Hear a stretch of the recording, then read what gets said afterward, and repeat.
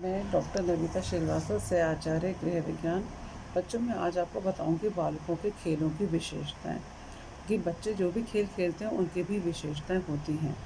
जैसे निश्चित प्रतिमान, हम जो भी बच्चा खेल खेलते हैं, निश्चित प्रतिमान मतलब एक तरह से एक निश्चित क्रम होता है कि बच्चा इस खेल के बाद ये खेलेगा, इस खेल के बाद ये खेलेगा। तो जो निश्चित क्रम होता है उसके बारे में उसकी 4 अवस्थाएं होती हैं। पहला होता है खोजक अवस्था। जब बच्चा छोटा होता है, 3 माह का होता है, तो बच्चा इस अवस्था में जो भी उसके सामने चीज़ आती है उसको देखता है, झपटता है और उसको खेलता रहता है और उसके साथ खेलता क्रियात्मक कौशलों का उसका प्रशासता है।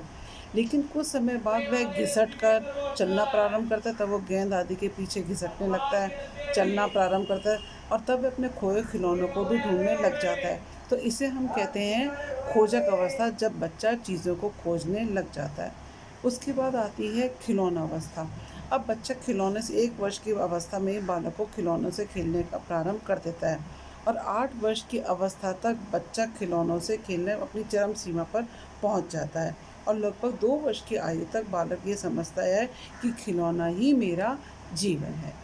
लेकिन उसके बाद आती है खेल अवस्था। लेकिन जैसे बच्चे की अवस्था बढ़ती है, अब जब 4 दीवारी के बाहर निकलता है तो वह दूसरे बच्चों के साथ खेलना प्रारंभ करता है और प्रारंभ में तो दूसरों के बच्चों के साथ खिलौनों से ही खेलता है, परंतु धीरे धीरे आयु बढ़ने के साथ अब वह उनकी रुचि बढ़ने लग जाती है और वह अब खिलौनों से खेलना छूट के वह सामूहिक खेलों की ओर खेलना प्रारंभ करने लगता है और वह नए नए बच्चों से मिलकर नए नए प्रकार के खेल सीखता है और इस समय वह अपने शौक़ का विकास प्रारंभ कर देता है। चौथी अवस्था जो है वो है दिवा स्वप्न अवस्था। मतलब 10 वर्ष की अवस्था में इस अवस्था का सूत्रपात हो जाता है। बच्चा धीरे धीरे मन में खेलने से हटने लग जाता है और वह मन में खाली समय बैठकर दिवा स्वप्न मतलब जिसे कहते हैं ख्याली पुलाव बनाने पकने लगता है और अपनी इच्छा की पूर्ति भी वह दिवा स्वप्न के द्वारा पूर्ति कर लेता है। अब जो पहले था निश्चित प्रतिमान, जिसमें कि अपने ये 4 पॉइंट्स आए थे, खोजक अवस्था, खिलौना अवस्था, खेल अवस्था, दिवापसन, ये चारों का एक क्रम था निश्चित प्रतिमान में। अब दूसरा पॉइंट जो है वो है परंपराओं से प्रभावित। जो भी खेल होते हैं वो हमारी परंपराओं से प्रभावित होते हैं। जो हमारे बड़ों ने खेले वो हमने खेले और हमारी आगे की जो जनरेशन है, आगे की जो पीढ़ी है, वो भी इन्हीं खेलों से ही खेलती है।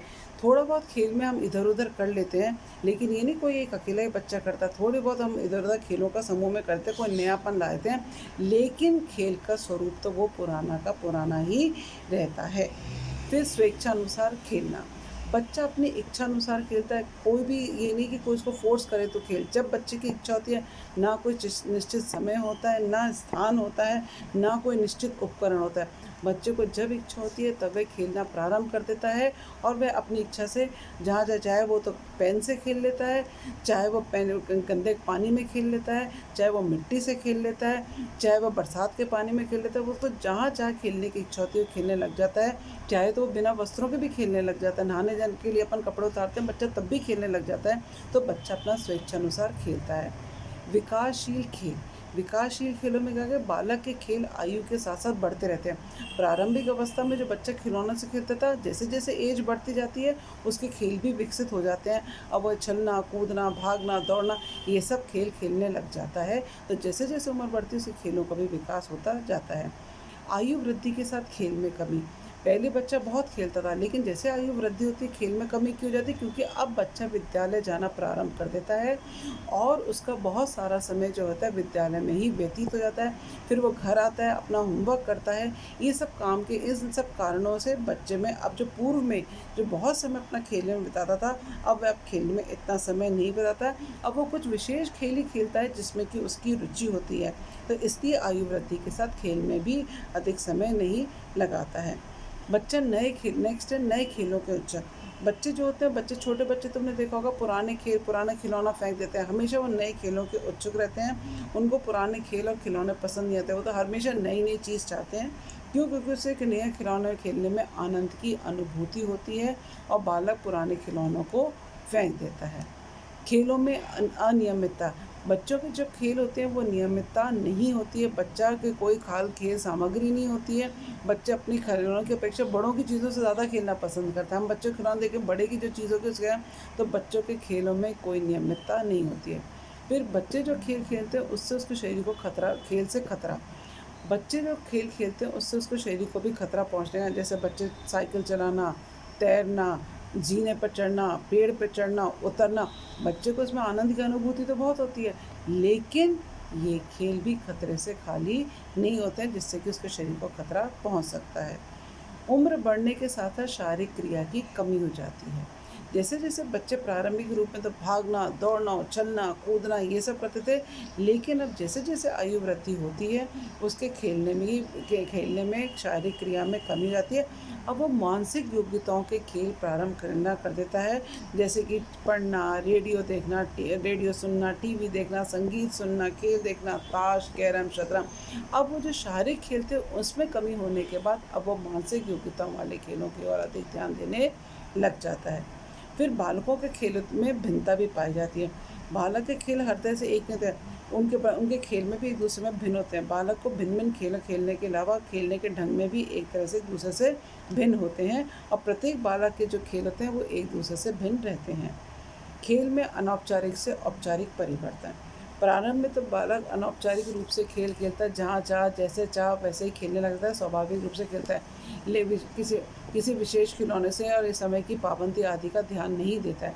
लेकिन जैसे-जैसे उसकी उम्र बढ़ जाती जाती है, वो खेलों को उसको नियमों का ज्ञान प्राप्त कर लेता है। अब वो क्या करता है, विशेष कपड़े पहनकर खेलता है। उसके खेलों में भी औपचारिकता आ जाती है। अब 12-13 वर्ष की अवस्था में तो वो नियमबद्ध होकर खेल खेलना प्रारंभ कर देता है। यौन उपयुक्तता। बचपन में तो बालक-बालिकाएँ सब एक से खेल खेलते हैं, लेकिन जैसे 3-4 साल के हो जाते हैं, तो बच्चे समझ जाते हैं, लड़का समझ जाता है कौन से खेल मेरे लिए उपयुक्त है, कौन से खेल लड़कियों के लिए उपयुक्त है। लड़के गुड्डी-गुड़ियों का ब्याह, गुड़िया से खेलना, ये सब खेलों की ओर हो जाती हैं आकर्षित। जबकि लड़के क्या कहते हैं, मोटरसाइकिल चलाना, मोटर चलाना, क्रिकेट खेलना, बैट बॉल खेलना, ये सब खेलों की ओर द्रवित हो जाते हैं। फिर आयु बढ़ने पर खेल साथियों की संख्या में भी कमी आ जाती है। जैसे-जैसे आयु बढ़ जाती है, बच्चों के खेल के साथियों में भी कमी आ जाती है। क्यों? क्योंकि बच्चा चूज़ी हो जाता है। अब बच्चा हर एक के साथ नहीं खेलता था। पहले बच्चा हर एक के साथ खेल लेता था, लेकिन अब बच्चा उसी के साथ ही खेलता है, जो उसको अच्छा लगता है, जो उसको सहयोग देता है, जो उसकी बात मानता है।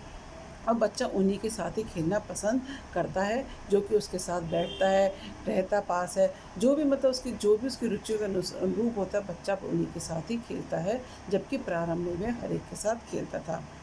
आयु के साथ-साथ विशिष्ट क्रियाएँ भी बढ़ जाती हैं। प्रारंभ में बालक के खेल की क्रियाओं में विशिष्ट क्रियाएँ इसलिए नहीं होती थी कि उसका ध्यान ही नहीं था और विस्तार नहीं होता था, लेकिन जैसे-जैसे उसकी शारीरिक और मानसिक योग्यताएँ सीमित थी। लेकिन अब जैसे आयु बढ़ने के साथ शारीरिक और मानसिक योग्यताएँ परिपक्व होती हैं, बौद्धिक योग्यताओं का विकास होता है, अब जो बच्चों की जो होती हैं, खेल जो होते हैं, उनकी क्रियाओं में विशिष्टता आ जाती है। खेलों के द्वारा समस्या का समाधान। बालकों के समस्याओं का समाधान खेल के द्वारा भी होता है।